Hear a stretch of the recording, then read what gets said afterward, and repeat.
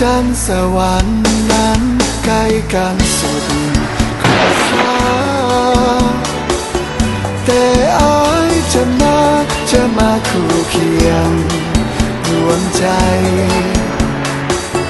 ต่อให้ดินน้ำมากีดกันเหวป่าผาสันกันเอาไว้หากยอมข้ามได้เสมอ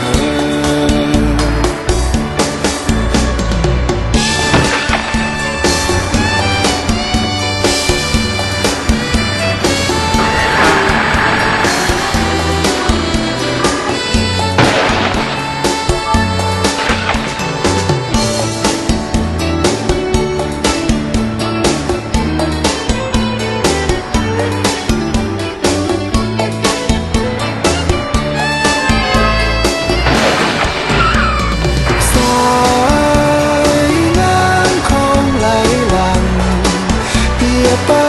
ก็เหมือนดังน้ำใจให้ไหลมานั้น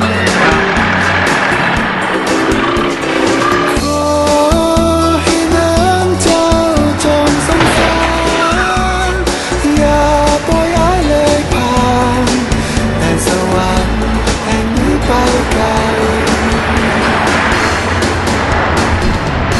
เพื่อนจันทร์สวรรค์นั้นใกล้กันสุดขอบฟ้า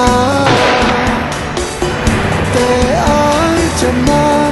มาคู่เคียงรวมใจต่อให้ดินน้ำมากีดกันเหวป่าผาสันกันเอาไว้หากยอมข้ามได้